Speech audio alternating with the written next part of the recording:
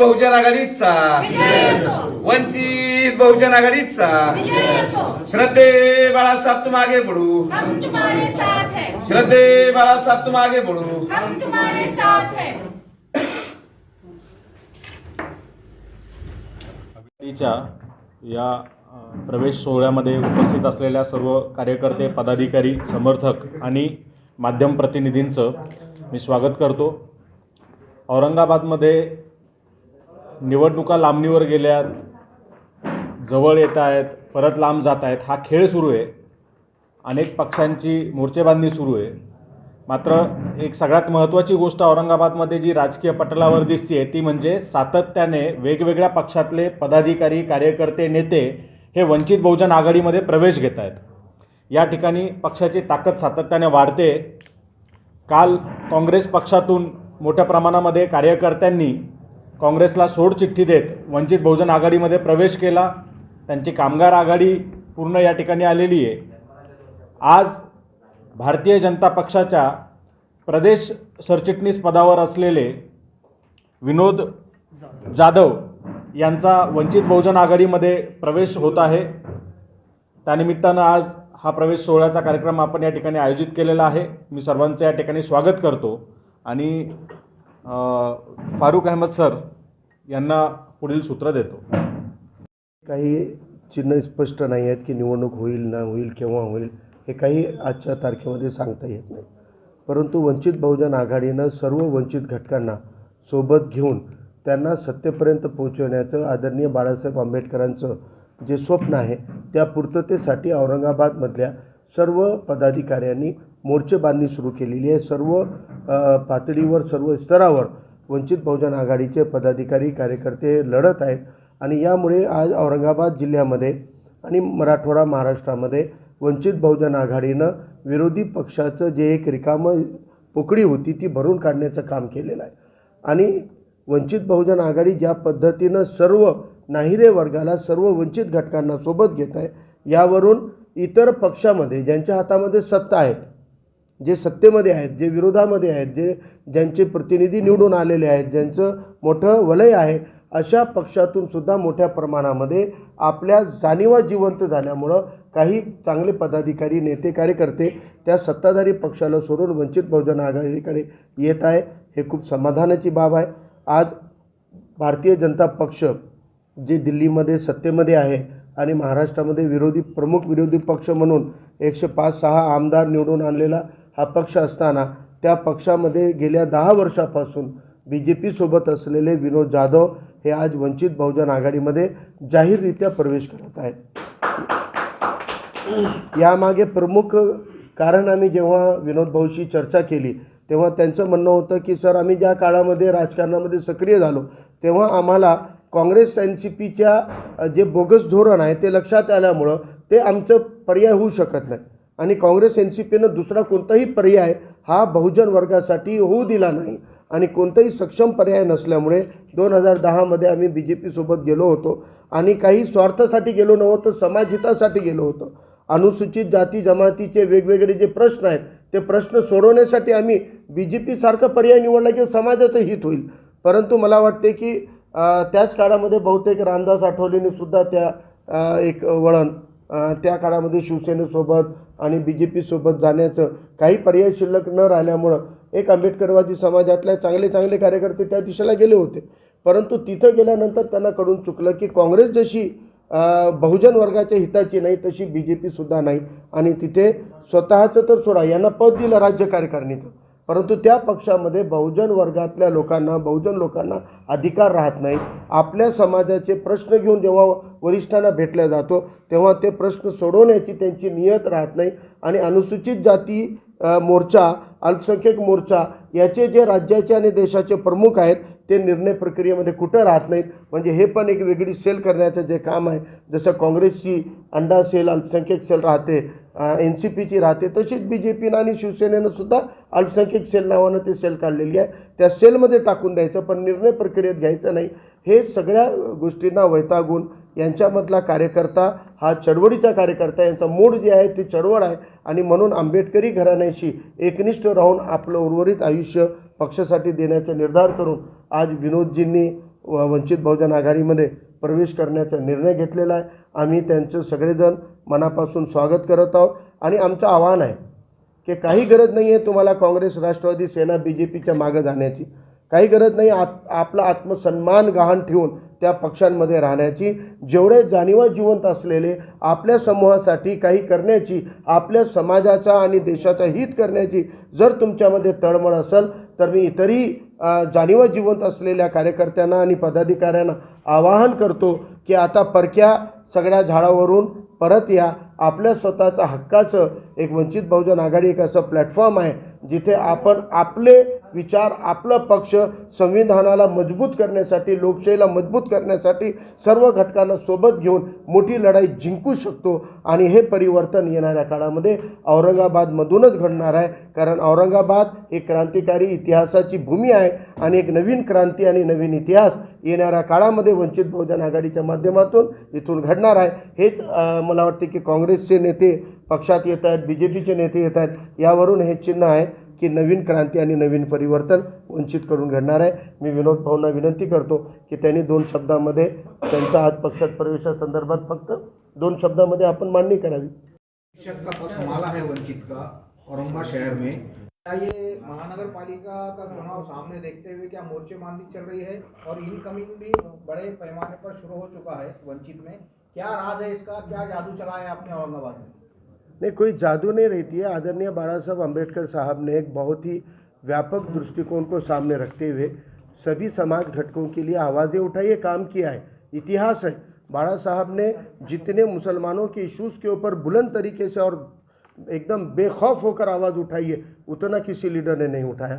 बाला साहब ने OBC के लिए जितनी ताकत से लड़ाई लड़ी है उतना कोई और नेता ने नहीं लड़ा है. लेकिन बाला साहब का जो काम है वो समाज के सभी घटकों तक पहुंचाने का जो काम होता है उसमें कहीं तो भी हमारे पास साधन कम है और थोड़ा मैकेनिज़्म और तामझाम कम है, तो हमारी आवाज़ वहाँ तक पहुँचने में दिक्कतें रही है. लेकिन अब हमारी टीम ने आप लोगों की बहुत मदद मिलती है. अभी जो आप लोग YouTube के चैनल्स वगैरह हैं, अखबार है, मीडिया ने अभी हमारी तरफ थोड़ी सी नजरी इनायत की है, तो हमारा संदेश, बाला साहब का संदेश लोगों तक पहुंच रहा है और सब इकट्ठे आ रहे हैं, सब घटक इकट्ठे आ रहे हैं. ये मैसेज जाने की वजह से आज आप देख रहे हैं कि सब पार्टी से भी लोग, पहले तो दिगर समाजी संगठन से लोग आते थे, राजनीति से दूर रहने वाले जलीस अहमद के जैसे लोगों ने पॉलिटिकल होने की अच्छी भूमिका ली है और पहले सोशल लोग आ रहे थे.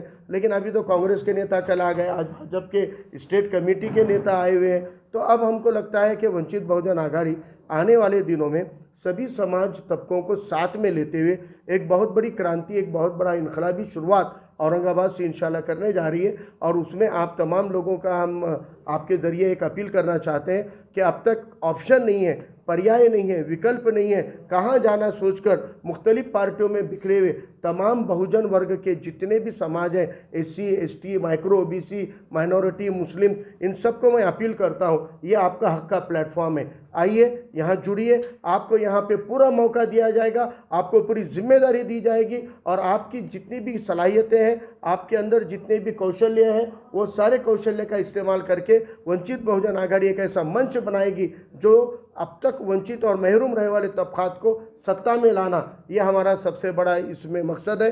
बाबा साहब अम्बेडकर ने कहा था कि जाओ अपनी दीवारों पे लिख दो कि हमें हुकूमत करती जमात बनना है और उसको अमल में लाना है. अगर तो फिर आज सभी अच्छे सक्षम लोगों को इकट्ठे करके वंचित बहुजन आघाड़ी एक नया परिवर्तन करने जा रही है. कल कांग्रेस के पदाधिकारियों ने प्रवेश किया, आज भाजपा के कुछ लोगों ने किया है, तो इसी तरह जो है जमायम जो पार्टी है उसका यहाँ पर दबदबा है, 25 कारपोरेटर है, क्या वो लोगों ने भी आपसे कांटेक्ट किया है?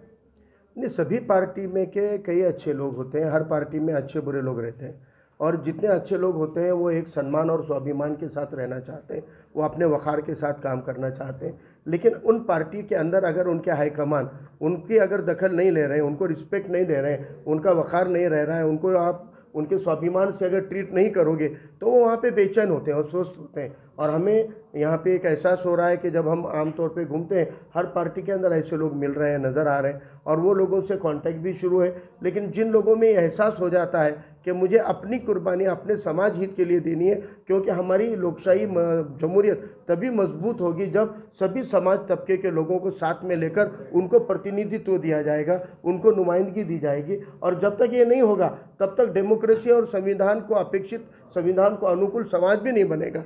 और वो बनाना एक बड़ा लक्ष्य है। और जिनको ये एहसास होता है, ज्यांच्यामध्ये या जानीवान जिवंत होतात, जिनमें एहसास जिंदा हो जाता है, वो लोग फिर बगावत करने के लिए सामने आते हैं। फिर वो अपने पार्टी के आला कमान के खिलाफ भी बगावत पे उतारू होंगे। लेकिन बागियों का एक ग्रुप, बागियों का एक संगठन वंचित के जरिए औरंगाबाद में एक बहुत बड़ा इनकलाब करने की इंशाल्लाह इम्कानात है। क्या प्रॉब्लम क्या हो रहा था भाजपा में, इतने साल से आप थे? मैं तो आप सबको पहले ही बताना चाहता हूँ, भारतीय जनता पार्टी हो, ये सत्ताधारी पक्ष हो, जिन्होंने इस देश में हुकूमत की है, वो सब दलित विरोधी पार्टियाँ हैं, वो मुस्लिम विरोधी पार्टियाँ हैं, ओबीसी विरोधी पार्टियाँ हैं। वो इस देश के खुद को मालक समझते हैं और हर तबके, जो गरीब तबका है उनको वैसे रखना चाहते हैं वंचित। और ये देश में अगर वंचितों का कोई आवाज़ है तो बाबा साहेब अम्बेडकर साहब है। इसलिए मैं आज वंचित आघाड़ी में प्रवेश कर रहा हूँ। तो क्या पद था आपका भाजपा में? मैं भारतीय जनता पार्टी में प्रदेश सचिव था। तो इतने साल से आप भारतीय जनता पार्टी में थे, तो तब वंचित बहुजन आघाड़ी में आपने प्रवेश क्यों नहीं सोचा, आज ही क्यों? आज बाबा साहेब अम्बेडकर तरफ हर तबका, हर जात धर्म के लोगों को एक ही आशा लगी है कि बाबा साहेब अम्बेडकर ही इस देश में भोजन व दलित हो, मुस्लिम हो, इनकी रक्षा कर सकता है। और बाकी के जो पक्ष है आज वो सब समाज के विरोधी काम करते साहब। सत्ता में आने से पहले बोलते ये समाज के लिए ये करना है, वो करना है, लेकिन सत्ता में आने के बाद वो समाज की तरफ दुर्लक्षित हो जाते। उनको उनके लिए कुछ नहीं करना चाहते साहब। सिर्फ सत्ता में आए तक मैं ऐसा करूँगा, वैसा करूँगा, बड़े बड़े बातें करते साहब, बाकी कुछ नहीं करते। ये जो सत्ताधारी पार्टी है, जो 75 साल से ये देश में सत्ते में है, वो हर समाज के विरुद्ध में है साहब। कभी ये पार्टी आती तो वो भी समाज के विरोध में, हर समाज के। दूसरी भारतीय जनता पार्टी आती है, वो भी हर समाज के विरोध में। उनको सिर्फ सत्ता चाहना मिलना चाहिए। और भारतीय जनता पार्टी, कांग्रेस, ये एक नाणे के दोनों बाजू है सब। इतना उनमें जीत चलती है कि ये तबके के लिए कौन ज़्यादा मारेगा। कांग्रेस ने 50 साल मारा है, अब भारतीय जनता पार्टी का भी वही विचार है कि ये तबके को हम कितने साल मार सकते हैं। ये तो भारतीय जनता पार्टी का तो महाराष्ट्र में नहीं है ना कोई भी। तो महाराष्ट्र में सत्ते में थे सर 5 साल साहब। देवेंद्र फडणवीस साहब ने, अभी उनका 2 महीने पहले का भाषण हुआ साहब, वो दलित समाज को निकले समझते सब। इससे पहले भारतीय जनता पार्टी हो, कांग्रेस हो, राष्ट्रवादी हो, मुसलमानों को आतंकवादी समझते साहब। तो ये समाज की विरोधी पार्टी है साहब। तो ऐसे पार्टी में मैं रहना नहीं चाहता हूँ। और मेरा जो घर की पार्टी साहब है, मैं इधर प्रवेश नहीं किया है, मेरे घर की पार्टी साहब है। बाबा साहेब अम्बेडकर हमारे राजा है साहब। अब एक बात है, जब आप भाजपा में थे तो पहले स्टार्ट में आप प्रवेश करें तो क्या पद था आपका? मैं सब भारतीय जनता पार्टी में 2010 में प्रवेश किया। मैं 2010 से 13 तक सचिव पद था साहब। ये मेरी तीसरी टर्म है। अच्छा, तो तब तक, हाँ बोलिए। और उसके बाद मैं अपने हमारे बूथ का प्रमुख रहा हूँ साहब। तो तब तक आपको ऐसा नहीं लगा कि भाई ये मुसलमानों को आतंकवादी बोलते हैं, या अपने जो दलित समाज है इनको जो तो ऐसा पिछड़ा मानते हैं साहब? मैं अभी तक नहीं लगा आपको ऐसा? सब मैं बार बार उनको पूछते रहा कि साहब अभी तुम्हारे साथ काम करते हैं, लेकिन साहब तुम हमारे दलित के विरुद्ध। मैं एक आदमी है महाराष्ट्र के अंदर जो सभी को हर मीटिंग में बोला साहब, तो नहीं यार ये इलेक्शन टैक्टिस रहती, बोले ऐसा बोलना पड़ता। बोले अगर जब हम दलित मुस्लिम के विरोध नहीं बोलेंगे तो हिंदू हमारे साथ आएंगे नहीं। बोले ये उनके दिमाग में साहब, वो एक चाल चलते हैं साहब। और वो चाल के तहत हर इलेक्शन में साहब हर तबके के लोग उनमें फंसते हैं। बाद में उन लोगों को लगता है कि हम गलत किया है बोल के।